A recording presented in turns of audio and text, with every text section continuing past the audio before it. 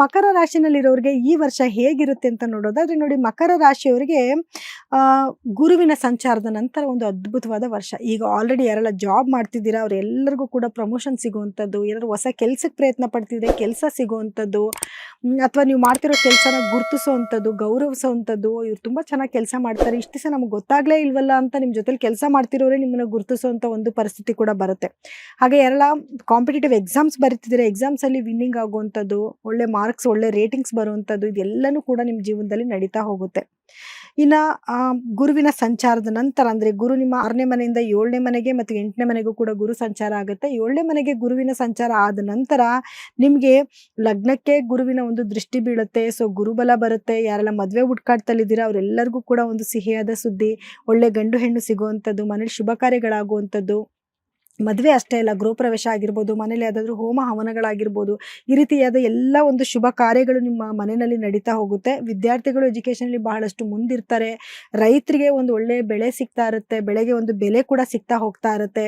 So ಇದೆಲ್ಲನೂ ಒಂದು ಖುಷಿಯಾದ ವಿಷಯನೇ ಆಗಿರುತ್ತೆ. ಗುರುವಿನ ಸಂಚಾರ ನಿಮಗೆ 8ನೇ ಮನೆಗೆ ಬಂದಾಗ ಹೆಲ್ತ್ ಸ್ವಲ್ಪ ಇಶ್ಯೂಸ್ ಆಗುವಂಥದ್ದು, ಅಂದರೆ ಸ್ವಲ್ಪ ಶುಗರ್ಗೆ ಸಂಬಂಧಪಟ್ಟಿರುವಂಥ ಕೆಲವು ಕಾಯಿಲೆಗಳು ಬರುವಂಥದ್ದು, ಮೊದಲೇ ಇದ್ದರೆ ಅದು ಡೆವಲಪ್ಮೆಂಟ್ ಆಗೋ ಚಾನ್ಸಸ್ ಕೂಡ ಇರುತ್ತೆ. ಅಥವಾ ಒಳ್ಳೆ ಅಧಿಕವಾದ ಲಾಭ ಬರೋದು ಅಥವಾ ಅಧಿಕವಾಗಿ ಲಾಸ್ ಆಗುವಂಥದ್ದು, ಈ ರೀತಿನೂ ಕೂಡ ಆಗೋ ಚಾನ್ಸಸ್ ಇರುತ್ತೆ. ಅನಿರೀಕ್ಷಿತ ಘಟನೆಗಳು ಕೂಡ ನಿಮ್ಮ ಜೀವನದಲ್ಲಿ ನಡೀತಾ ಹೋಗ್ತಾ ಇರುತ್ತೆ. ಇನ್ವೆಸ್ಟ್ಮೆಂಟ್ ಮಾಡಬೇಕಾದ್ರೆ ಆ ಸಮಯದಲ್ಲಿ ಸ್ವಲ್ಪ ಕೇರ್ಫುಲ್ ಆಗಿ, ಅಂದರೆ ನವೆಂಬರ್ ಸಮಯದಲ್ಲಿ ಸ್ವಲ್ಪ ಇನ್ವೆಸ್ಟ್ಮೆಂಟ್ ಮಾಡಬೇಕು ಅಂದರೆ ಯೋಚನೆ ಮಾಡಿ ಇನ್ವೆಸ್ಟ್ಮೆಂಟ್ ಮಾಡೋದು ಒಳ್ಳೆಯದು. ಇನ್ನು ನಿಮಗೆ 2ನೇ ಮನೆಯಲ್ಲಿ ರಾಹುವಿನ ಸಂಚಾರ ಆಗ್ತಾ ಇರೋದ್ರಿಂದ ಮಾತಾಡಬೇಕಾದ್ರೆ ಕೇರ್ಫುಲ್ ಆಗಿರಿ. ನೀವೇನಾದರೂ ಮಾತಾಡಿದ್ರೆ ಅದನ್ನು ಬೇಗ ತಪ್ಪು ತಿಳ್ಕೊತಾರೆ ನಿಮ್ಮ ಮನೆಯಲ್ಲಿ. ಏನೇ ತುಂಬ ರ್ಯಾಶ್ ಆಗಿ ಮಾತಾಡ್ತಾರೆ ಅನ್ನೋದು, ಅಥವಾ ಏನೋ ತುಂಬ ಕೆಟ್ಟದಾಗಿ ಮಾತಾಡಿದ್ರು ಅಂದ್ಕೊಳ್ಳೋದು, ಈ ರೀತಿ ಆಗ್ತಾ ಇರುತ್ತೆ.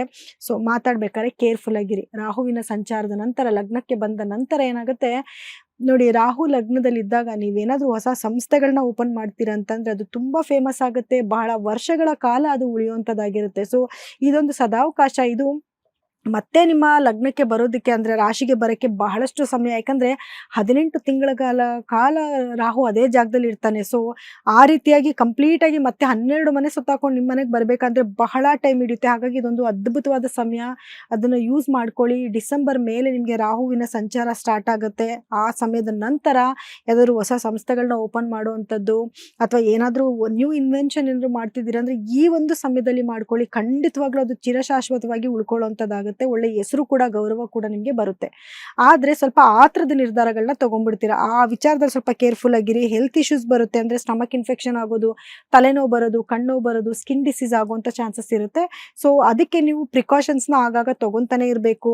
ಡಿಸಿಷನ್ ಏನಾದ್ರು ತೊಗೊತೀರಾ ಅಂತಂದರೆ ಅದು ಏನು ವಿಷಯದ ಬಗ್ಗೆ ನೀವು ಡಿಸಿಷನ್ ತೊಗೊತೀರೋ ಸ್ವಲ್ಪ ಅದ್ರ ಬಗ್ಗೆ ಗೊತ್ತಿರೋಂಥ ವ್ಯಕ್ತಿಗಳ ಜೊತೆ ಕೂತ್ಕೊಂಡು ಚರ್ಚೆ ಮಾಡಿ ಅದಾದಮೇಲೆ ಕೆಲಸಗಳು ಮಾಡಿದ್ರೆ, ನಾನು ಏನು ಹೇಳಿದೆ ಆ ಥರದ ನಿರ್ಧಾರದಿಂದ ನೆಗೆಟಿವಿಟಿ ಆಗುತ್ತೆ ಅಂತ, ಅದನ್ನು ಖಂಡಿತವಾಗ್ಲೂ ನೀವು ತಪ್ಪಿಸ್ಬೋದು.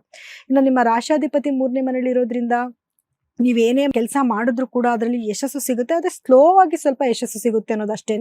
ಆದರೆ ಅದ್ಭುತವಾದ ವರ್ಷ. ವಿದ್ಯಾರ್ಥಿಗಳಿಗೂ ಎಜುಕೇಷನ್ ಮುಂದೆ ಇರ್ತಾರೆ. ಹೆಲ್ತ್ ಡಿಸೀಸ್ ಸ್ವಲ್ಪ ಬರುತ್ತೆ ಅನ್ನೋದು ಬಿಟ್ಟರೆ ಆರೋಗ್ಯವಾದ ಅದು ಏನು ವಿದ್ಯಾರ್ಥಿಗಳಿಗೆ ತುಂಬ ಚೆನ್ನಾಗಿರುತ್ತೆ, ರೈತರಿಗೆ ತುಂಬ ಚೆನ್ನಾಗಿರುತ್ತೆ, ಹಣಕಾಸಿನ ವ್ಯವಸ್ಥೆ ತುಂಬ ಚೆನ್ನಾಗಿರುತ್ತೆ, ಉದ್ಯೋಗದಲ್ಲಿ ತುಂಬ ಮುಂದಿರ್ತೀರಾ, ವ್ಯಾಪಾರದಲ್ಲಿ ತುಂಬ ಚೆನ್ನಾಗಿರ್ತೀರಾ.